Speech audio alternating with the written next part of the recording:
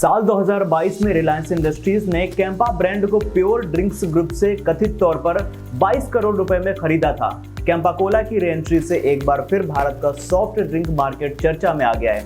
ऐसे में आज हम आपको एक ऐसे कोल्ड ड्रिंक ब्रांड की कहानी बताने जा रहे हैं जिसकी शुरुआत तो भारतीय ब्रांड के तौर पर हुई थी, लेकिन आज ये अमेरिकी कंपनी का प्रोडक्ट है। हम बात कर रहे हैं थम्स अप की।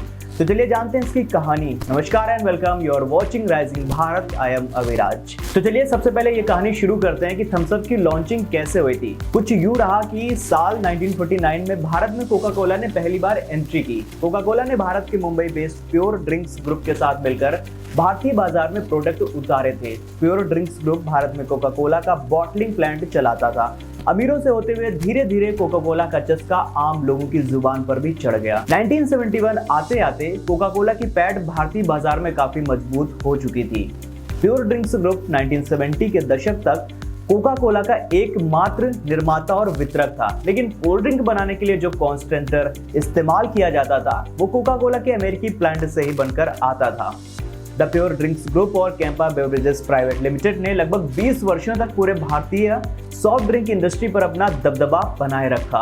अब इसके बाद आया साल 1973, जब इंदिरा गांधी सरकार ने the foreign exchange regulation act यानी कि FERA पास किया।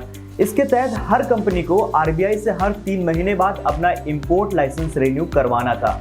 एक्ट के तहत किसी भी विदेशी कंपनी को भारत में काम करने के लिए 2 शर्तें पूरी करनी जरूरी थी। पहली थी कि कंपनी के 60% शेयर किसी भारतीय कंपनी के नाम करना और दूसरी सहयोगी भारतीय कंपनी के साथ अपने प्रोडक्ट का सीक्रेट फार्मूला शेयर करना। इसके चलते कोका कोला को भी अपना सीक्रेट फार्मूला शेयर करना था, जो उसे मंजूर नहीं था। कंपनी ने सीक्रेट फार्मूला देने से इनकार कर दिया। दिसंबर 1976 में कोका कोला को अपना आखिरी इंपोर्ट लाइसेंस मिला और उसके बाद अप्रैल 1977 में सरकार बदल गई। अब देश में मोरारजी देसाई की सरकार थी और इसने सीक्रेट फार्मूला शेयर न किए जाने के कारण कोका कोला को लाइसेंस देने से मना कर दिया। लिहाजा कोका कोला को भारत से अपना बिजनेस समेटना पड़ा। कोका कोला के भारत से बाहर जाने के बाद पार्ले ने 1977-78 में थम्स अप को लॉन्च किया। पार्ले द्वारा थम्स अप का फॉर्मूला विकसित करने के बाद इसकी कई बार टेस्टिंग हुई।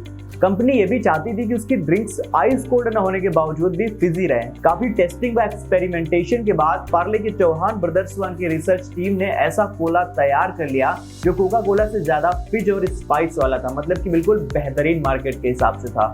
फिर इसके बाद लिबरलाइजेशन के बाद 1991 में नरसिम्हा राव सरकार ने भारतीय बाजार के दरवाजे दुनिया के लिए खोल दिए। फिर 1992 में कोका कोला ने भारतीय मार्केट में दोबारा कदम रख दिया। पेप्सिको 1989 में ही भारतीय बाजार में एंट्री ले चुकी थी। पेप्सी की भारत में एंट्री होने पर थम्स अप और पेप्सी में कड़ी प्रतिस्पर्धा थी। कोका कोला की फिर से भारतीय बाजार में एंट्री होने पर तीनों कंपनीज में टफ कंपटीशन पैदा हो गया। कहा जाता है कि जब कोका कोला की भारत में री एंट्री हुई तो उसने थम्स अप को मार्केट से बाहर करने के लिए जो तरकीब लगाई वो थी पार्ले के फ्रेंचाइजी बॉटलर्स को तोड़ना। पार्ले देश में बॉटल मैन्युफैक्चरर्स के साथ एग्रीमेंट बेसिस पर काम कर रही थी। जब कोका कोला ने बॉटलिंग यूनिट्स को खरीदना शुरू किया तो पार्ले के पास अपनी ड्रिंक को पैक करने और बेचने के लिए बॉटल ही नहीं बचे। आखिरकार चौहान परिवार ने अपनी बेवरेज आर्म को कोका कोला को बेच ही दिया।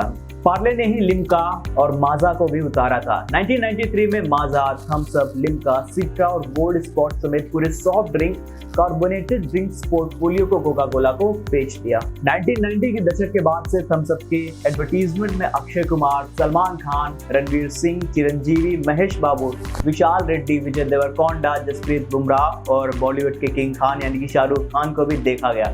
1980 के दशक तक थम्स अप ब्रांड का famous slogan happy days are here again था। इसके बाद स्लोगन बना आई वॉन्ट माई थंडर और उसके बाद टेस्ट दी थंडर। यहाँ पर एक कहानी और है थम्स अप माउंटेन की। महाराष्ट्र के नासिक जिले में मनमाड कस्बे में एक चोटी को थम्स अप माउंटेन के नाम से जाना जाता है।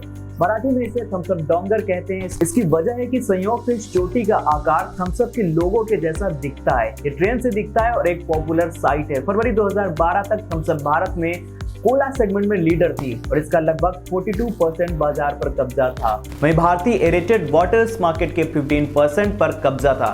2018 में थम्स अप ने बांग्लादेश, पाकिस्तान, श्रीलंका और नेपाल में एरेटेड बेवरेज लॉन्च करने की घोषणा की। 2021 में थम्स अप $1 अरब का ब्रांड बन गया। तो ये थी कहानी 46 साल पुराने ब्रांड थम्स अप की, किस तरीके से उसने भारत में री एंट्री की और किस तरीके से अपने आप को यहाँ पर बनाया।